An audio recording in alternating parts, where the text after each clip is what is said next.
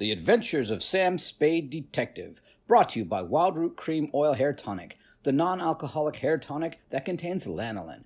Wild Root Cream Oil, again and again, the choice of men who put good grooming first.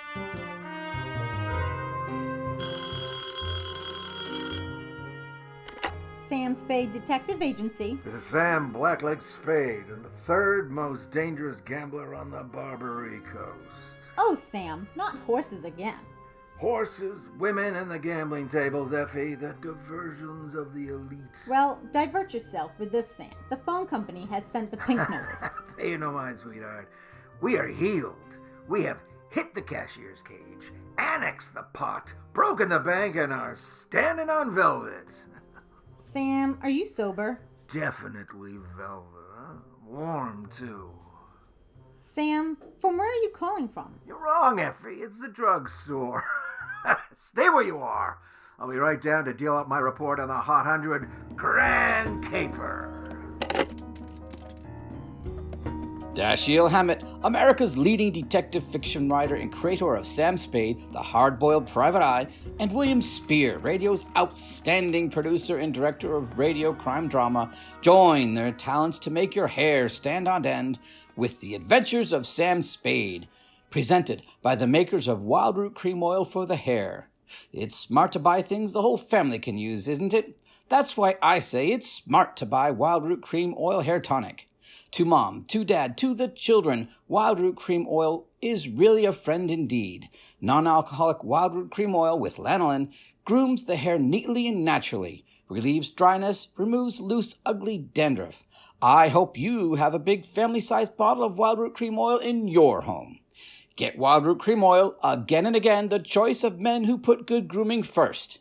And now, with Howard Duff starring as Spade, Wild Root brings the greatest private detective of them all in The Adventures of Sam Spade. Date, September 8th, 1948, to robbery detail, San Francisco Police. Attention Sergeant Walsh. From Samuel Spade, license number 137596. Joe, here's a rundown on that Hot 100 Grand. It started pleasantly enough when my secretary, Miss Effie Perrine, a cute little mouse, eased into my private office. Closed the door behind her and leaned back against it with that air of pained resignation, which generally means there's a customer outside that she doesn't approve of. But I'll see her anyway. It is up to you, Sam. She's very well dressed, and I imagine she can afford you. How did you deduce that? Oh, she dropped her purse. I didn't get time to count it all, but there's a $100 bill on the top. Well, show her in, Effie. Oh, Sam. Well, go ahead, Effie, say it. I don't know, Sam, but money just does... No, that's one of the reasons I hired you. What's the matter with her? Nothing. That's just it, Sam. She's very good looking, cultivated and very kind and considerate. And she seems sincerely troubled. You mean her act is a little too good? I felt that too, Sam. Thanks, Angel. I'll keep that in mind. Tell her to come in. All right, Sam. Mr. Spade will see you, Miss Kilcourse. Thank you for seeing me, Mr. Spade. My pleasure. Won't you sit down? Oh, thank you. I'm Lorraine Kilcourse, Mr. Spade. It's about my husband, Leonard Kilcourse. Husband? Oh. We've only been married for a short time. It was a quiet ceremony at the San Zebro mission. Leonard didn't want to subject me to any publicity. The difference in our ages, you know. You mean you want me to keep it a secret? Oh, no. Except for the newspapers, of course. Naturally, all of Leonard's friends know. He doesn't have many, from what I've heard. I thought it strange, too, that such a prominent man should have such a small circle of acquaintances. I met him only a short time before I married him. He's been very kind and absolutely devoted to me, and I suppose I should feel ashamed of myself for coming to you. But there are so many things about him that are mysterious. Sometimes I can't seem to find my handkerchief. Here, Kleenex. I'm sorry. Thank you. Take it you're not a San Francisco girl. No, I met him on a dude ranch. Well, maybe I can clear up some of your mysteries for free. The reason your husband doesn't have many friends is that they keep dropping dead. I don't understand you. Well, forget it. He's a big public servant. He's built a lot of sidewalks. The streets of his city got paved with his good intention. His name is on 1,000 manhole covers. If the names of his former business associates land on tombstones, it's nothing to me. I got my own racket. Well, what? I think my husband is paying blackmail to someone. Uh-huh. And upon what do you base your suspicions, Mrs. K? It started about a month ago. He began withdrawing large sums from our joint account. First it was 10,000, then 20,000, and last week 50,000. Mm-hmm. And this morning he closed out the balance of the account. $100,000. Well, he's got to spend, Mrs. Kilcourt. Well, I won't pretend the money doesn't interest me, but what's behind it, Mr. Spade? Each time he withdraws these cash sums, he leaves the house without a word to me, and sometimes doesn't return until dawn. My husband is not fond of nightlife, Mr. Spade. Only a desperate situation could induce him to leave the house after dark. Yeah, so I've heard. They say that's how he's kept his health as long as he has. All right. You want me to trail him, find out what he does with the money? Just one question. Why'd you pick me for the job? Why, your reputation. That's local. You say you're new in San Francisco. I do read the local papers. Your picture was in only 2 weeks ago. Yeah, that caper didn't help my reputation. I like your looks. A nice, honest face. A man I could trust. Well, I don't buy that. I'm sentimental, too. Your picture reminded me of someone very dear to me. My brother. Of course, you're nothing like him, really. But you do look alike. I suppose that sounds like a silly woman's reason for... Yeah? What's your address? I have a little place of my own out on Divisadero. The Balboa Apartments near Normandy Terrace. Mm-hmm. You better keep in touch with me there. I don't want Leonard to know. The Kilcourse mansion is at 1316 Clarendon. 1316. He returns from his office around 6 in the evening. Do you have a car? No. Do I need one? Well, I don't know where he may go. Now, here are the keys to my car. It's parked in front of the main entrance, a gray Plymouth. He won't recognize the car. It's my brother's. Now about your fee. $100 an hour. If I need more, I'll leave you a note.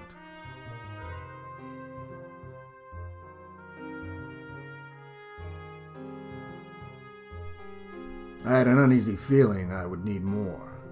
The last detective that tried to follow Leonard Kilcourse had hospital insurance. I don't. But I'm a gambler at heart, so I parked Lorraine's Plymouth across the street from the Kilcourse mansion and waited. At 9 in the p.m., Mr. Kilcourse, much too old for her, came out of the front door and flagged down a taxi. I made an illegal U-turn and followed. The trail ended across the Golden Gate Bridge in Marin County. It was a country club-type building on top of a hill overlooking the bay. It did business under the name Ernie Nogales' Racket Club. The racket had nothing to do with tennis. It came from two sources. The moans and groans of the customers losing money at the roulette wheels and crap tables, and the gland hand the management threw at my quarry as I followed him in.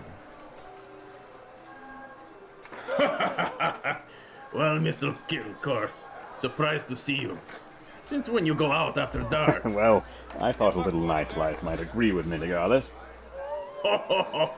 That sounds like you, Mr. Kilcourse.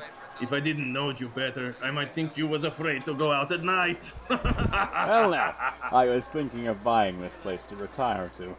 I figured it would be cheaper to win it at your roulette table. What's your limit here? 10,000, but for you, wide open, in the A sky. hot $100,000 for a starter? I didn't have to bother making myself inconspicuous.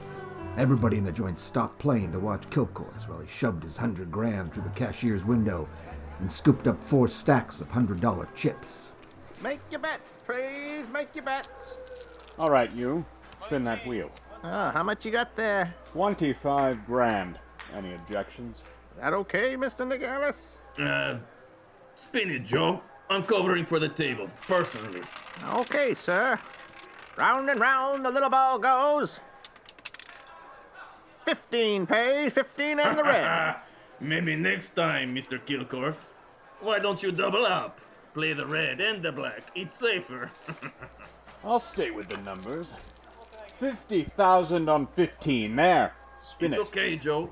I'm still covering. It's your money, Mr. Nogales.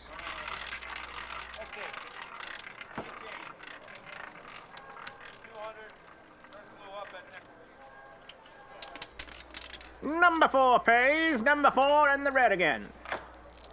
25 grand more on 15. Look, Mr. Kilcourse. Go on, enjoy yourself. Take it off your income tax. But please, spend those... Spread it around a little. Those chips, huh? It looks bad for the house. What kind of joint is this? Can't you cover the bets? Okay, Joe. He asked for it. Okay, sir. I didn't wait to see where the little ball went on the last spin of the wheel. I would have made a side bet with any taker that Kilcourse wanted to lose that 100 grand. I would have also made book he knew I was following him. As I left the table and made my way out of the club, I braced myself for what usually comes next. There would either be a dead body in the car, or someone would crease my noggin with a sap. But nothing happened. I switched on the headlights and stood in the glare for fully a minute, but nobody even shot at me. I flushed the shrubbery. No gunman. Checked the ignition wires. No booby traps. Driving back to town, I racked my brain for some way to bring them out into the open. I felt like a man with his life savings all on one number waiting for the wheel to stop spinning, which wasn't far from the truth. Not much of a cliffhanger, but the best we could do this week. The makers of Wild Root Cream Oil are presenting the weekly Sunday adventure of Dashiell Hammett's famous private detective Sam Spade. Now here's important news on good grooming. If you want the well-groomed look that helps you get ahead, socially and on the job, listen. Recently, thousands of people from coast to coast that bought Wild Root Cream Oil for the first time were asked, how does Wild Root Cream Oil compare with your previous hair tonic? The results were amazing. 4 to 5 who replied said they preferred Wild Root Cream Oil. Remember, non-alcoholic Wild Root Cream Oil contains lanolin. It grooms the hair naturally, relieves dryness, and removes ugly dandruff. So, if you want your hair to be more attractive than ever before, get the generous new 25-cent size of Wild Root Cream Oil, America's leading hair tonic, on sale at all drugs and toilet good counters. It's also available in large economy bottles and the handy new tube. Get Wild Root Cream Oil, again and again, the choice of men who put good grooming first.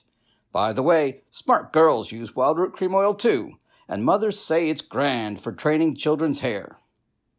And now, back to the 100 Grand Caper, tonight's adventure with Sam Spade.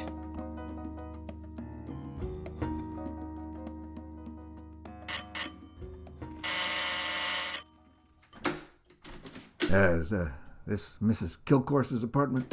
Yeah, Is she here? yeah, Well, can I come in? yeah, Tommy? yeah.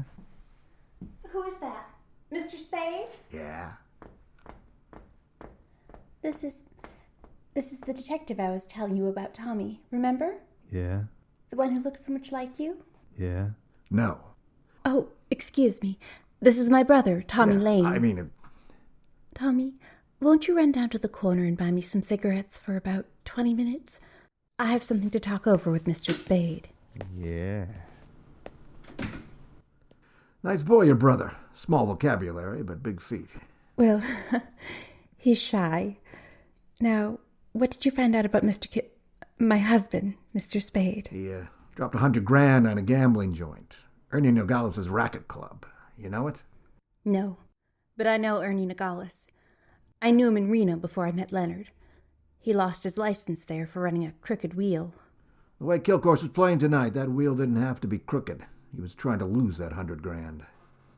But why? Why would he do a thing like that? One of two reasons. Either he's paying off Nogales, or he's paying off to somebody else, and Nogales is the go-between. Well, I don't believe it. Ernie is a crooked gambler, but he doesn't touch blackmail. Then your husband is stupid enough to drop 100 grand in 3 turns of a wheel. Anyway, I'm not tangling with him and or the Ernie Nogales mob for $100 of your money. Here, No, take it. No, wait. And here your car keys. Please.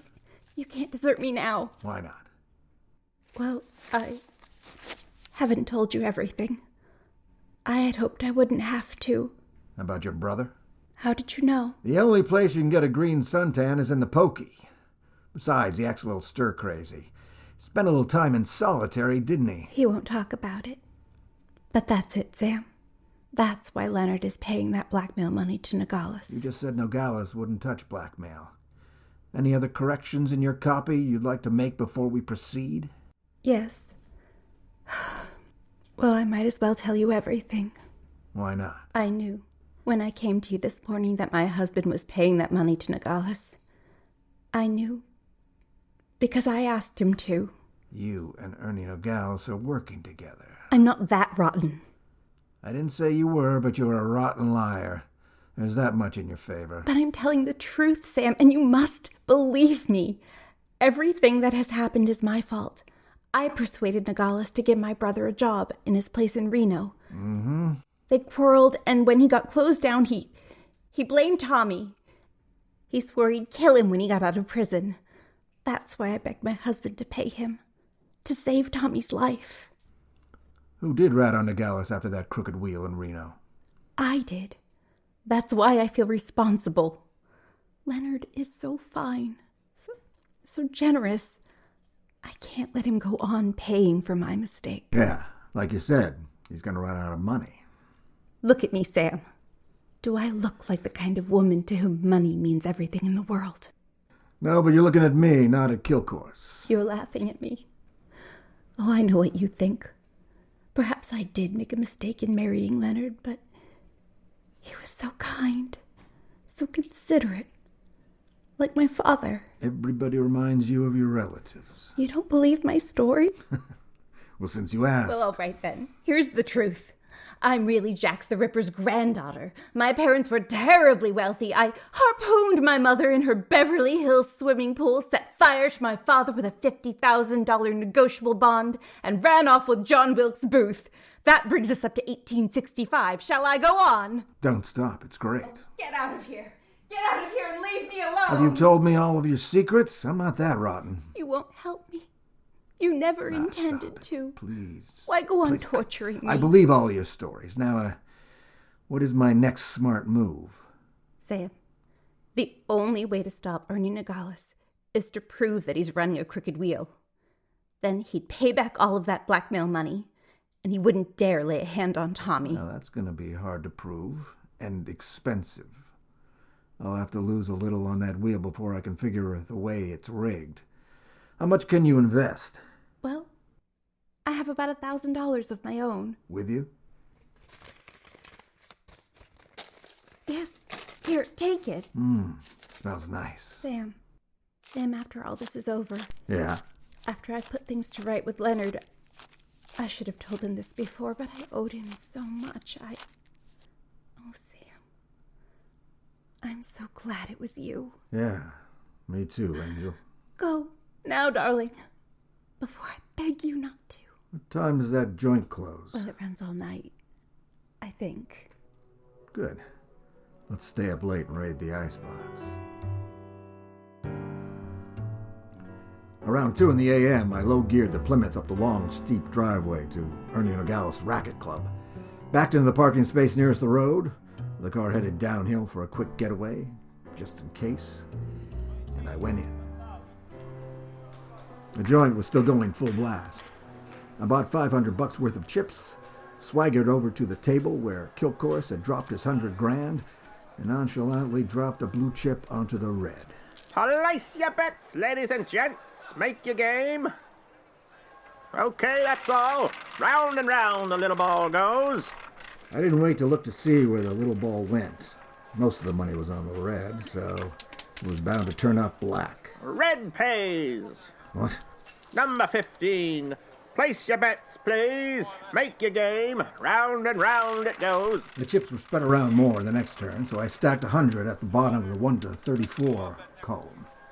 With a crooked wheel, My 100 made it the best bet to lose. 19, and the red wins again. Hey.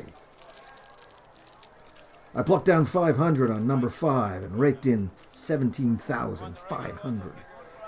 I left my original bet on the table. When the little ball went into the pocket, I was 35,000 to the good from my point of view, but not for my clients. I doubled my bet and looked apprehensively around. There was no surly characters edging up behind me. In fact, the only surly character in sight was Ernie Nogales, and he looked happy. That didn't make much sense.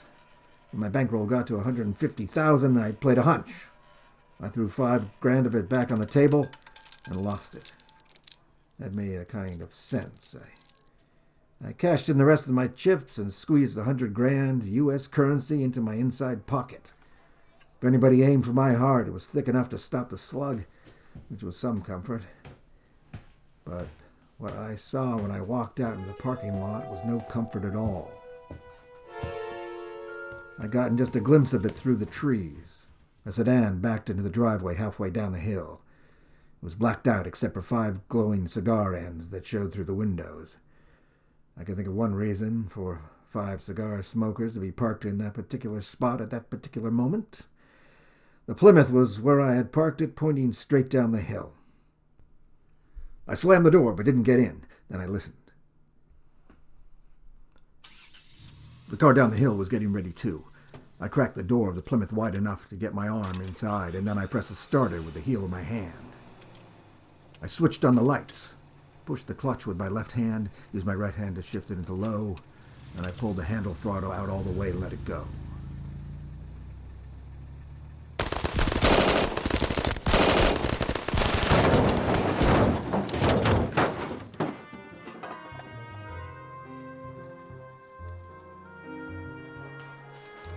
What's the big idea of busting into my office? We're gonna have a talk, Nogales. Please, don't wave that heater at me.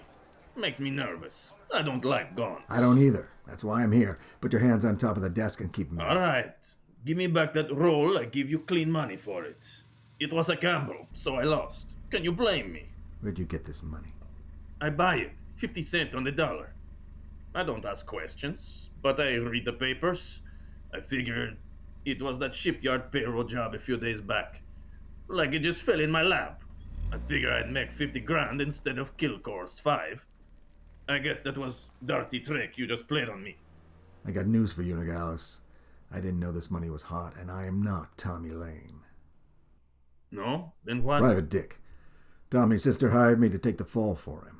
Look, I've got most of the caper. No caper. Kilcore's wanted to pay Tommy $100,000. Legitimate. You rigged the wheels so Kilcore's would lose it one night and Tommy would win it back the next night. Now, what's Kilcore's paying him off for? He was sent up for bribing a public official. You mean he was the payoff man for Kilcore's contracting firm? Sure. Legitimate business. The grand jury went out after Kilcore's. Tommy took the rap, that's all. For a price. Yeah, $100,000. Thanks, Nogales. That's all I needed.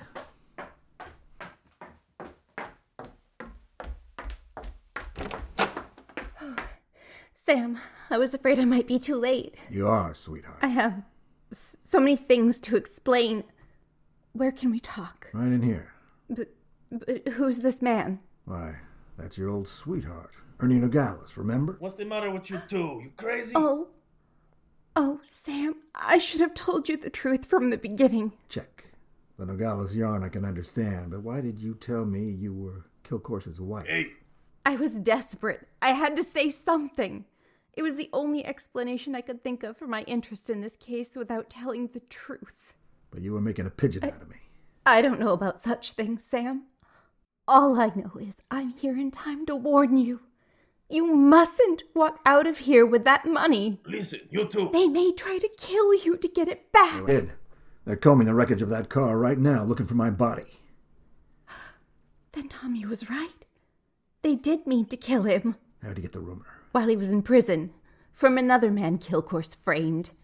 He was in for life, so it was safe for him to talk. Hey, you two. Yeah, Nogales? That car that just drove up. I think that's Mr. Kilcore's. What's your hurry? Oh, let me go! Let me Come go! on, what's your hurry? Tommy's out there in that cab. I've got to warn him. Or tip off Kilcourse, which is... No, Sam, you've got to believe... Sit down. Stop that. You two have fun. I'm getting out of here. You go ahead. Now listen, sweet Lorraine. You may as well save your breath for those explanations. You're staying right here until the caper's all wrapped up. Here he comes. You got a gun, Sam? Yeah. Well, you better have it ready. Nah. But Sam... Where's Nogales? I want to see He him. was called out of town, sir. I'm in charge. You Mr. Kilcourse? That's right. I want to know why you people have been interfering in my business. It might interest you to know that this land is on an old Spanish land grant, the title's shaky. I'll run an 8-lane highway straight through the middle of it, turn the rest of it into a game preserve. Ha! That's what I do to people who double-cross me. I tried to tell Mr. Nogales that, sir. He wouldn't listen to me. He tipped Tommy off for a split of $100,000, but I knew sooner or later we'd have to answer to you, Mr. Kilcourse. Oh? What's that? Here's your $100,000, sir. All of it. Well. What's your name, son? Sam Spade, sir. Well, I'm glad to meet an honest lad. Sam. Well, come along. You two young ladies will all walk out together. Spade. Huh. Yes, sir. I'm a private detective, but I'm ambitious. Politics. Yes, sir. Well, we'll have to run you for assembly. In the meantime, I believe there's an opening in one of the public services, garbage disposal, executive end, of course. Where the devil is that man with my car? Oh, there he is. Now you drop around to my office in the morning. Thank you, and good night, Mr. Kilcourse. Drive on, Horace, back to the city. Oh, Sam, how could you? Mm-hmm. All those lies and just handing over that money like that. It wasn't yours. It wasn't Tommy's either, sweetheart. Get in. Well, Tommy, Yeah. are you all Right right? across the bridge, Tommy. Yeah. Tommy, Yeah? I'm afraid we'll have to do without the money. Yeah? Sam gave it to Mr. Kilcourse. Yeah? No, don't get excited, Tommy. I'm sure Sam had a reason. Didn't you, Sam? Yeah. I mean, that was marked money from a payroll job. Oh, then it won't do him any good. I'll send him up for a good long stretch. The eyewitness story that goes along with it is good enough. And you're just the girl to tell it, sweetheart. Am I right, Tommy? Yeah. Period. End of report. Already? But Sam, Yeah? what happened? Who were the 5 men that shot at the Plymouth in the mistaken belief that you were in it? Their names are of little account, Effie. Suffice it to say that Kilcourse pointed his pudgy finger at them in the hopes of keeping the charge of attempted murder out of his indictment, but I was too clever. I identified them. But Sam, you didn't see anything but their cigars glowing in the darkness. Have you never heard of Sherlock Holmes' monograph on the 49 different types of cigar ash, you fool? But Sam, Sherlock Holmes is only the segment of someone's imagination. He's a fictional detective. Well? Oh, Sam, you're tired. Yes, I am. It's affected your mind winning all that money. Now you just sit here and rest. All right. Think of the snowy mountaintops and blue skies. Mm-hmm. Snowy mountaintops, winter sports. I'll yes. just go and type this up. And now, listen to this. If you haven't yet tried Wild Root Cream Oil, the famous hair tonic that grooms your hair neatly and naturally, relieves dryness and removes loose dandruff, here's a wonderful way to get acquainted. Try Wild Root Cream Oil in the new 25-cent size bottle at your drug or toilet goods counter. Also, ask your barber for a professional application of Wild Root Cream Oil hair tonic. Again and again, the choice of men who put good grooming first. Well, here it is, Sam. Not that it made any difference, but how did you know she wasn't Miss Kilcourse? Kilcourse didn't recognize her. But Sam, that was after you denounced her. I did no such thing. From the report, Sam, in black and white, quote, "Why did you tell me you were Kilcourse's wife?" Unquote. At that point, you assumed she was not Miss Leonard Kilcourse. I did not. I merely wondered why she had told Well, me. With all the lies she told you, you might have assumed anything she said was totally devoid of the truth. And I did, sweetheart, I did. Oh. Oh well. That's a relief. I was afraid for a while she had taken you in. What's that got to do with the truth? Oh. Good night, Sam. Good night, sweetheart.